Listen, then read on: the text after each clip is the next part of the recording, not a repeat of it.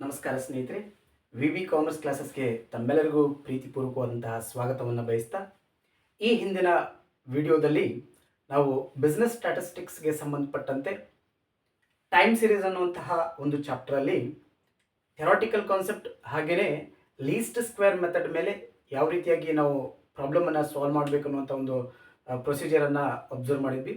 ಇವತ್ತು ಅದೇ ಒಂದು ಟೈಮ್ ಸೀರೀಸ್ ಅನ್ನುವಂತಹ ಚಾಪ್ಟರಲ್ಲಿ ಬರುವಂತಹ ಇನ್ನೊಂದು ಕಾನ್ಸೆಪ್ಟ್ ಯಾವುದಂತಂದರೆ ಮೆಥಡ್ ಆಫ್ ಮೂವಿಂಗ್ ಎವರೇಜಸ್ ಮೇಲೆ ಯಾವ ರೀತಿ ಪ್ರಶ್ನೆಗಳು ಕೇಳ್ತಾರೆ ಮತ್ತು ಯಾವ ರೀತಿ ನಾವು ಅದನ್ನು ಸಾಲ್ವ್ ಮಾಡಬೇಕು ಅನ್ನುವಂಥ ಒಂದು ಪ್ರೊಸೀಜರನ್ನು ನೋಡೋಣ. ಮೊದಲನೇದಾಗಿ first we have to know about the method of moving averages. So ಸಾಮಾನ್ಯವಾಗಿ ನಾವು ಲೀಸ್ಟ್ ಸ್ಕ್ವೇರ್ ಮೆಥಡಲ್ಲಿ ಏನು ಕಂಟೆಂಟನ್ನು ಕೊಟ್ಟಿರ್ತಾರೆ ಆ ಕಂಟೆಂಟ್ ವೈಸು ಕ್ಯಾಲ್ಕುಲೇಷನನ್ನು y is equals to a plus b x ಅನ್ನುವಂಥ ಫಾರ್ಮುಲಾ ಅಪ್ಲೈ ಮಾಡಿ ಕ್ಯಾಲ್ಕುಲೇಷನನ್ನು ಮಾಡ್ತಾ ಹೋಗ್ತೀವಿ. ಆದರೆ ಇಲ್ಲಿ ಮೆಥಡ್ ಆಫ್ ಮೂವಿಂಗ್ ಎವರೇಜಸ್ಸಲ್ಲಿ ಅರ್ಥಮೆಟಿಕ್ ಮೀನ್ ಅಂದರೆ ನಾವು ಆಲ್ರೆಡಿ ಬಿಕಾಮ್ 5th ಸೆಮಿಸ್ಟರ್ ಒಳಗಡೆ ಕಲಿತಂತಹ ಅರ್ಥಮೆಟಿಕ್ ಮೀನ್ ಅಂದರೆ ಎವರೇಜ್ ಕ್ಯಾಲ್ಕುಲೇಷನ್ ಯಾವ ರೀತಿಯಾಗಿ ಮಾಡ್ತಾರ ಆ ಎವರೇಜ್ ಕ್ಯಾಲ್ಕುಲೇಷನ್ನಲ್ಲಿ ಬಳಸುವಂತಹ formula that is x bar is equals to summation x divided by n ಅನ್ನುವಂಥ ಒಂದು ಫಾರ್ಮ್ಯಾಟನ್ನು ನಾವು ಅಬ್ಸರ್ವ್ ಮಾಡ್ತೀವಿ, ಫಾರ್ಮುಲಾನ ಅಪ್ಲೈ ಮಾಡ್ತೀವಿ. ಸೇಮ್ ಲೈಕ್ ದಟ್ ಇದೇ ಫಾರ್ಮುಲಾ ಅಪ್ಲೈ ಮಾಡಿಕೊಂಡು ಎವರೇಜನ್ನು ಕ್ಯಾಲ್ಕುಲೇಷನ್ ಮಾಡಬೇಕು. ಎವರೇಜ್ ಯಾವ ರೀತಿ ಕೇಳಿರ್ತಾರೆ ಅಂತಂದರೆ ಪ್ರಾಬೆಬಲಿ ಪ್ರಾಬ್ಲಮನ್ನು 3 yearly moving averages, 4 yearly moving averages, 5 yearly moving averages and 6 yearly moving averages ಅಂತೇಳಿ ಕೇಳ್ತಾರೆ. ಹಾಗಿದ್ರೆ moving averages means what? Average means ಸರಾಸರಿ ಅಂತ ನೋಡ್ತೀವಿ. Average is nothing but calculating the one number, fixed number on the base of given information. ಅಂದರೆ ಕೊಟ್ಟಂಥ ವ್ಯಾಲ್ಯೂವಿನ ಒಂದು ಸರಾಸರಿಯನ್ನು ಕ್ಯಾಲ್ಕುಲೇಷನ್ ಮಾಡ್ತೀವಿ. ಅದಕ್ಕೆ ಯಾವ ಫಾರ್ಮುಲಾನ ಯೂಸ್ ಮಾಡ್ತೀವಿ ಅಂತಂದರೆ summation x divided by n ಅನ್ನುವಂಥ ಫಾರ್ಮುಲಾನ ಯೂಸ್ ಮಾಡ್ತೀವಿ. ಹಾಗಿದ್ರೆ summation x means what? Summation x ಅಂತಂದರೆ sum of the variables, n means number of variables. ಅಂದರೆ ನಮಗಿಲ್ಲಿ ಏನು 3 ಇಯರ್ಲಿ 4 ಇಯರ್ಲಿ 5 ಇಯರ್ಲಿ 6 ಇಯರ್ಲಿ ಅಂತ ಕ್ವಶನ್ ಅನ್ನ ಕೇಳ್ತಾರ.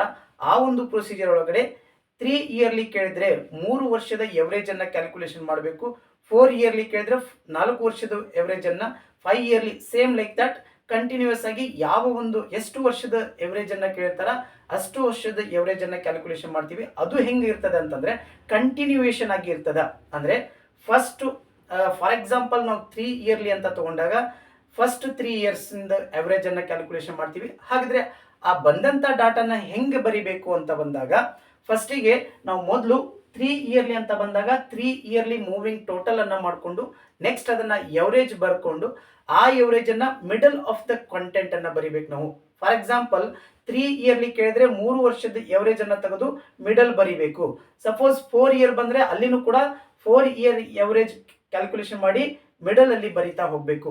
ಸೊ ಆ ಒಂದು ಪ್ರೊಸೀಜರ್ ಅನ್ನ ಇಟ್ಕೊಂಡು ಮೂವಿಂಗ್ ಎವರೇಜಸ್ ಅನ್ನ ಕ್ಯಾಲ್ಕುಲೇಷನ್ ಮಾಡ್ತಾರೆ. ಇದು ಕಂಟಿನ್ಯೂಯೇಷನ್ ಇರ್ತದೆ. ಹಾಗಿದ್ರೆ ಇವತ್ತೊಂದು ಪ್ರಾಬ್ಲಮ್ ಅನ್ನ ನೋಡೋದಾದ್ರೆ ಇಯರ್ ಕೊಟ್ಟಿದ್ದಾರೆ, ಪ್ರೊಡಕ್ಷನ್ ಕೊಟ್ಟಿದ್ದಾರೆ. ಇಯರ್ ಅಪ್ ಟು 2001, 2002, 2003, 4, 5, 6, 7 7 ವರ್ಷದ ಡಾಟಾ ಕೊಟ್ಟಿದ್ದಾರೆ. ಇಲ್ಲಿ ನಾವು ಎಕ್ಸಾಂಪಲ್ ಆಗಿ 3 ಇಯರ್ಲಿ ಮೂವಿಂಗ್ ಎವರೇಜಸ್ ಅನ್ನ ಕ್ಯಾಲ್ಕುಲೇಷನ್ ಮಾಡೋಣ. 3 ಇಯರ್ಲಿ ಮೂವಿಂಗ್ ಎವರೇಜಸ್ ಅನ್ನ ಕ್ಯಾಲ್ಕುಲೇಷನ್ ಮಾಡಲಿಕ್ಕೆ ನಮಗೆ ಪ್ರೊಡಕ್ಷನ್ ಕೊಟ್ಟಿದ್ದಾರೆ. ಆ ಪ್ರೊಡಕ್ಷನ್ ಅನ್ನ ಯೂಸ್ ಮಾಡಿಕೊಂಡು 3 ಇಯರ್ಲಿ ಮೂವಿಂಗ್ ಎವರೇಜಸ್ ಅನ್ನ ಕ್ಯಾಲ್ಕುಲೇಷನ್ ಮಾಡಬೇಕು. ಹಾಗಿದ್ರೆ ಹೆಂಗೆ ಅಂತಂದ್ರೆ ಫಸ್ಟಿಗೆ 3 ಇಯರ್ಲಿ ಮೂವಿಂಗ್ ಟೋಟಲ್ ಮಾಡ್ಕೋಬೇಕು. ಬಂದಂಥ ವ್ಯಾಲ್ಯೂವನ್ನು ಮಿಡಲ್ ಆಫ್ ದಟ್ ಕಂಟೆಂಟ್ ಬರಿಕೊಳ್ಬೇಕು. 3 ಇಯರ್ಲಿ ಇದ್ರು, 5 ಇಯರ್ಲಿ ಇದ್ರು, 4 ಇಯರ್ಲಿ ಇದ್ರು, ಯಾವಾಗಲೂ ಕೂಡ ಅದನ್ನ ಮಿಡಲ್ ಬರಿತಾ ಹೋಗ್ಬೇಕು. ಅಪ್ಪರ್ ಕೇಸು ಮತ್ತೆ ಲಾಸ್ಟ್ ಒಂದು ಕೇಸ್ ಒಳಗಡೆ ನಿಲ್ ಆಗ್ತದೆ. ಹಾಗಿದ್ರೆ ಇಲ್ಲಿ ನಮಗೆ 3 ಇಯರ್ಲಿ ಮೂವಿಂಗ್ ಎವರೇಜ್ ಅನ್ನ ಕ್ಯಾಲ್ಕುಲೇಷನ್ ಮಾಡ್ಲಿಕ್ಕೆ ಹೇಳಿದಾರೆ. First we have to calculate 3 yearly moving total. ಫಸ್ಟ್ ಏನು ಮಾಡ್ಬೇಕಂತಂದ್ರೆ ಮೂವಿಂಗ್ ಟೋಟಲ್ ಅನ್ನ ಕ್ಯಾಲ್ಕುಲೇಷನ್ ಮಾಡಬೇಕು. ಫಸ್ಟ್ ಮೂವಿಂಗ್ ಟೋಟಲ್ ಕ್ಯಾಲ್ಕುಲೇಷನ್ ಮಾಡ್ಕೋಬೇಕು.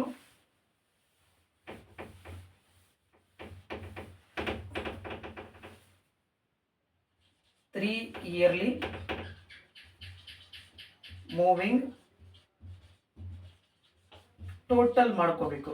ಹಾಗಿದ್ರೆ ಹೆಂಗೆ ಅಂತಂದ್ರೆ ಎಕ್ಸಾಮ್ಸ್ ಒಳಗಡೆ ನೀವು ಈ ಲೈನ್ ಅನ್ನ ಹಾಕೋ ನೆಸೆಸಿಟಿ ಇರಲ್ಲ. ಜಸ್ಟ್ ನಿಮ್ಗೆ ಅಂಡರ್ಸ್ಟ್ಯಾಂಡ್ ಆಗಲಿ ಅನ್ನೋ ಕಾರಣಕ್ಕಾಗಿ 3 ಇಯರ್ಲಿ ಅಂತ ಬಂದಾಗ ಫಸ್ಟ್ ಇಯರ್ ಇಂದ 3rd ಇಯರ್ ವರೆಗೂ 1, 2, 3 3 ವರ್ಷದ ಟೋಟಲ್ ಅನ್ನ ಮಾಡ್ಕೊಳ್ಬೇಕು. ಆ ಟೋಟಲ್ ಅನ್ನ ಮಿಡಲ್ ಆಫ್ ದ ಕಂಟೆಂಟ್ ಬರ್ಕೋಬೇಕು ನಾವು. Middle of the content for example ಇಲ್ಲಿ 80 ಪ್ಲಸ್ 90 ಪ್ಲಸ್ 92.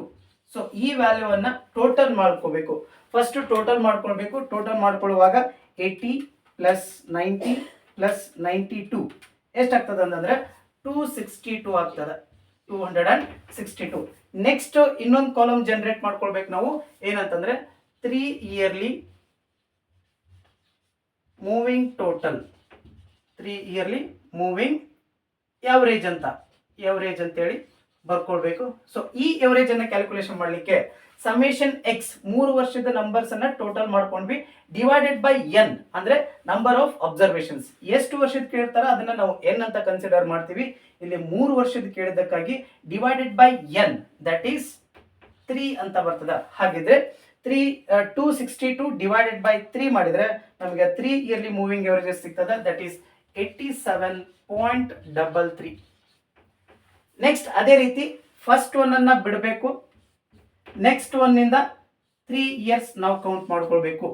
ಫಸ್ಟ್ ಒನ್ ಬಿಡಬೇಕು, ನೆಕ್ಸ್ಟ್ ಒನ್ ಆಡ್ ಮಾಡ್ಕೊಳ್ಬೇಕು. ಹಾಗಿದ್ರೆ ಅದನ್ನ ಅಗೇನ್ ಮಿಡಲ್ ಬರಿತಾ ಹೋಗ್ಬೇಕು. ಫಸ್ಟ್ ಇಯರ್ ಗ್ಯಾಪ್ ಆಗ್ತದೆ. ಹಾಗಿದ್ರೆ ನೆಕ್ಸ್ಟ್ ಇಂದ 90 plus 92 plus 83 is equals to, ಇದನ್ನ ಹೇಗೆ ಕ್ಯಾಲ್ಕುಲೇಷನ್ ಮಾಡ್ಕೊಳ್ಬೇಕು ನಾವು. 90 plus 92 plus 83 is equals to 265. n is equals to 3. 265 divide by 3 ಮಾಡಿದರೆ ನಮಗೆ 88.33 ಬರ್ತದೆ. ಹಾಗೆ ನೆಕ್ಸ್ಟ್ ಇದು ಕಂಟಿನ್ಯೂಷನ್ ಆಗ್ತಾ ಹೋಗ್ತದೆ. ಫಸ್ಟ್ ಒನ್ ಬಿಡಬೇಕು, ನೆಕ್ಸ್ಟ್ ಒನ್ ಆಡ್ ಮಾಡ್ಕೊಳ್ಬೇಕು. 92, 83 and 94. ಅಗೇನ್ ಇದನ್ನ ಮಿಡಲ್ ಬರಿತಾ ಹೋಗ್ಬೇಕು. 92 plus 83 plus 94 is equals to 92 plus 83 plus 94 is equals to 269. Again divided by 3. Divided by 3 is equals to 89.66. Next ಅದೇ ರೀತಿ ಫಸ್ಟ್ ಒನ್ ಗ್ಯಾಪ್ ಮಾಡ್ಕೋಬೇಕು, leave it that. Next one add ಮಾಡ್ಕೊಳ್ಬೇಕು. Again middle of the content ಬರಿಬೇಕು. ಇಲ್ಲಿ 83 plus 94 plus 99 is equals to 83 plus 94 plus 99 is equals to 276. Again divided by 3 is equals to 92 is the answer. Next ಇನ್ನೊಂದಿದೆ, last first ಒಂದು gap ಬಿಡಬೇಕು, next add ಮಾಡ್ಕೊಳ್ಬೇಕು, again middle ಬರಿಬೇಕು. That is 94 plus 99 plus 92 is equals to 94 plus 99 plus 92 is equals to 285 divided by 2 ಮಾಡಿ divided by 3 ಮಾಡಿದರೆ 95 is the answer. So ಈ values ಅನ್ನ ನಾವು ಮೂವಿಂಗ್ ಟೋಟಲ್ ಅಂತ ಕರಿತೀವಿ. ಡಿವೈಡೆಡ್ ಬೈ 3 ಅಂದ್ರೆ ನಂಬರ್ ಆಫ್ ಇಯರ್ಸ್ ಎಷ್ಟು ಕೊಟ್ಟಿರ್ತಾರ ಅದನ್ನ ಡಿವೈಡ್ ಬೈ 3 ಮಾಡಿದ್ರೆ ಮೂವಿಂಗ್ ಎವರೇಜಸ್ ಕರೀತಾರ. ಇದನ್ನ ನಾವು ಅಗೇನ್ ಟ್ರೆಂಡ್ ವ್ಯಾಲ್ಯೂ ಅಂತಾನು ಕೂಡ ಕರಿಬಹುದು. ಸೊ ನಮ್ಗೆ ಸಪೋಸ್ ಏನಾದ್ರು ಕ್ವಶನ್ ಅಲ್ಲಿ ಗ್ರಾಫ್ ಮೂಲಕ ಎಕ್ಸ್ಪೋಸ್ ಮಾಡ್ರಿ ಅಂತ ಕೇಳಿದಾಗ ಗ್ರಾಫ್ ಅಂತ ಹಾಕೊಂಡು ಫಸ್ಟಿಗೆ ಒರಿಜಿನಲ್ ವ್ಯಾಲ್ಯೂ ಅನ್ನ ತೋರಿಸ್ಬೇಕು, ಆಮೇಲೆ ಟ್ರೆಂಡ್ ವ್ಯಾಲ್ಯೂಸ್ ಅನ್ನ ತೋರಿಸ್ಬೇಕು. ಅದನ್ನ ಟ್ರೆಂಡ್ ವ್ಯಾಲ್ಯೂ ಅಂತ ಬರಿಬೇಕು, ಇದನ್ನ ಒರಿಜಿನಲ್ ವ್ಯಾಲ್ಯೂ ಅಂತ ಎಕ್ಸ್ಪೋಸ್ ಮಾಡಿದ್ರೆ ನಮಗೆ ಈ ಸೊಲ್ಯೂಷನ್ಸ್ ಕ್ಲಿಯರ್ ಆಗ್ತದ. ಸೇಮ್ ಲೈಕ್ ದಟ್ ಪ್ರಾಬ್ಲಮ್ ಅಲ್ಲಿ ನಮಗೇನಾದ್ರು 4 ಇಯರ್ಲಿ 5 ಇಯರ್ಲಿ ಕೇಳಿದ್ರು ಕೂಡ ಅದೇ ರೀತಿ ಮಾಡಬೇಕು. ಆದ್ರೆ ಒಂದು ಸಜೆಷನ್ ಏನು ಅಂತಂದ್ರೆ ಮುಂಬರುವಂತಹ ಆನ್ಯುವಲ್ ಎಕ್ಸಾಮ್ ಅಲ್ಲಿ 4 ಇಯರ್ಲಿ ಮೂವಿಂಗ್ ಎವರೇಜಸ್ ಕೊಟ್ರೆ ಕಂಪಲ್ಸರಿ ನೀವು ಒಂದೊಂದು ಲೈನ್ ಅನ್ನ ಬಿಟ್ಟು ಡಾಟಾನ ಬರ್ಕೊಡ್ರಿ. ಯಾಕಂತಂದ್ರೆ 4 ಇಯರ್ಲಿ ಅಂತ ಬಂದಾಗ ನಾವು 4 ಕಂಟೆಂಟ್ ಅನ್ನ ತಗೊಂಡು ಮಿಡಲ್ ಬರ್ಕೊಳ್ಬೇಕಾದ್ರೆ ನಮ್ಗೆ ಸ್ಪೇಸ್ ಬೇಕಾಗ್ತದ. ಬಿಕಾಸ್ ಫಸ್ಟ್ 2 ವರ್ಷ ನಮಗೆ ಗ್ಯಾಪ್ ಆಗ್ತದ. ಹಾಗಾಗಿ ಒಂದೊಂದು ರೋ ಬಿಟ್ಟು ನಾವು ಡಾಟಾನ ಬರ್ಕೊಂಡಾಗ ಈಸಿಯಾಗಿ ಕ್ಯಾಲ್ಕುಲೇಷನ್ ಮಾಡ್ಲಿಕ್ಕೆ ಸಾಧ್ಯ ಆಗ್ತದ. ನಂಬರ್ ಆಫ್ ಅಬ್ಸರ್ವೇಷನ್ಸ್ ಎಷ್ಟು ವರ್ಷದ ಕೇಳ್ತಾರ, ವೆದರ್ ಇಟ್ ಇಸ್ 3, 4, 5, 6 ಅದರ ಬೇಸ್ ಮೇಲೆ ಹೋಗ್ತದ. ಇದನ್ನಷ್ಟು ನಾವು ಮೂವಿಂಗ್ ಟೋಟಲ್ ಅಥವಾ ಮೂವಿಂಗ್ ಎವರೇಜಸ್ ಅಂತ ಕರಿತೀವಿ. ಇದನ್ನೇ method of moving ಎವರೇಜಸ್, important for 5 marks upcoming annual examination. So ಇದು ಮೆಥಡ್ ಆಫ್ ಮೂವಿಂಗ್ ಎವರೇಜಸ್ ಮೇಲೆ ಪ್ರಾಬ್ಲಮನ್ನು ಸಾಲ್ವ್ ಮಾಡುವಂಥ ಮೆಥಡು. ಸೊ ಈ ಒಂದು ಕ್ಲಾಸನ್ನು ಕೇಳುತ್ತಿರುವಂತಹ ಎಲ್ಲ ವಿದ್ಯಾರ್ಥಿ ಸ್ನೇಹಿತರಿಗೆ ತುಂಬ ಹೃದಯದ ಧನ್ಯವಾದಗಳು.